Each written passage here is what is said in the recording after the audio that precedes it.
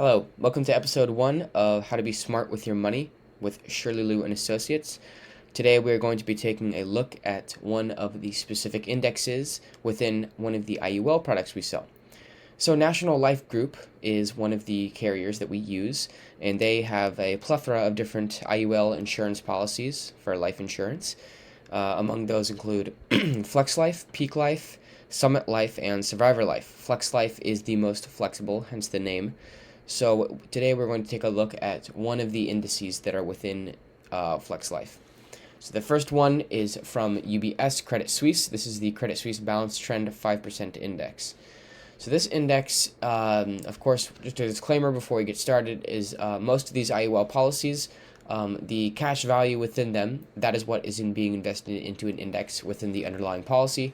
The portion of the premium is dedicated to that cash value, and it will accumulate over time. However, you are not directly investing into the index. The insurance company simply tracks the performance of the index. You see that exact return depending on the different qualifications, like the cap rate, the participation rate, etc. But the return of your cash value account is broadly based on these different indices. These are licensed to the insurance groups. So let's take a look at this one from National Life. National Life typically has 3. This is the first one. So let's talk about the components of this. What is actually in this? So as you can see, there are three to four main groups. It's going to be invested into commodities, which are gold, silver. In this case, it's just going to be a gold index. Equities. In this case, this particular index invests in international equities. So it has U.S. equity futures. That's going to be your S&P 500 most of the time. European equities, Japanese equities, and U.S. technology equities specifically. Of course, fixed incomes. That's going to be basic bonds and real estate. So let's take a look at the current allocation. So this is as of today. So this as of yesterday. This has been updated. This updates all the time. The actual index reallocates based on a certain amount of time.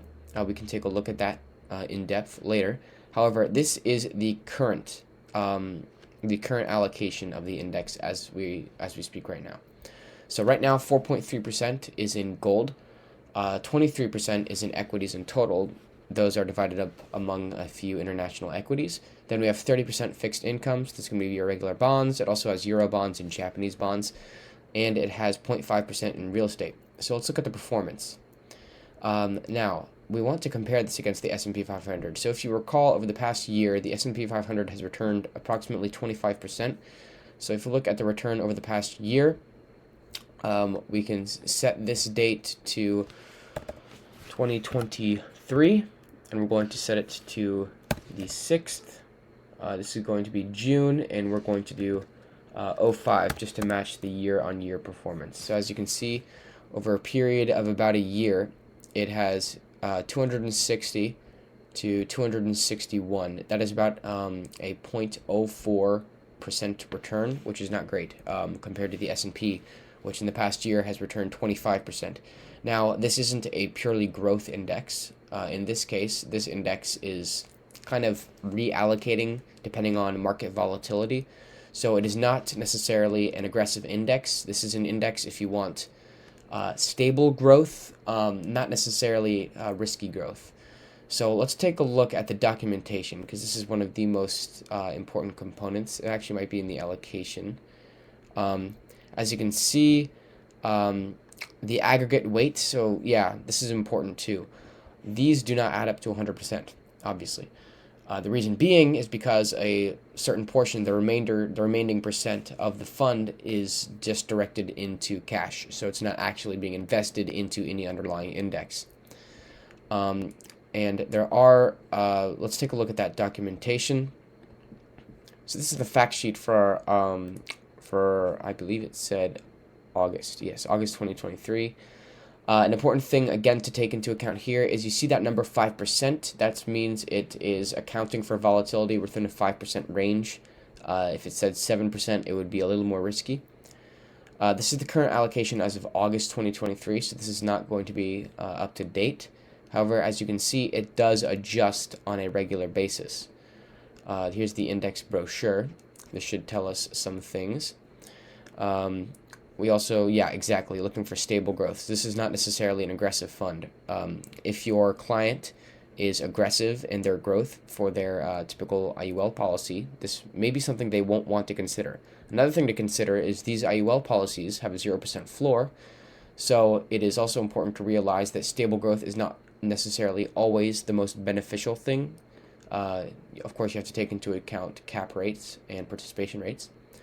Um, so, in conclusion, I would say that if your client is looking for a type of index that is going to be readjusted, that is internationally linked, again, this has international base equity support. I mean, if you look at here, I mean, it has, Japanese, European equities, and of course it goes into the fixed income with those as well.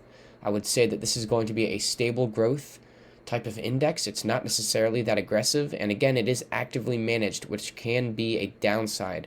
Usually, most of the time, it's just better to stick to the market, leave it be, and have it be passively managed, just like the S&P 500. So, again, it depends on the client. If your client is older and they want balanced growth, maybe they don't want, of course, no one wants negative growth, but with the S&P 500, it can go negative some years, of course.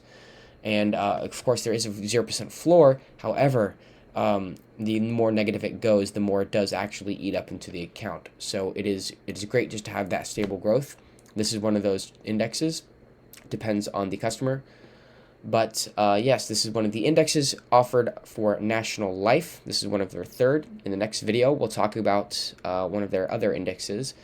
And yeah, that is this index, the Credit Suisse Balanced Trend 5% Index.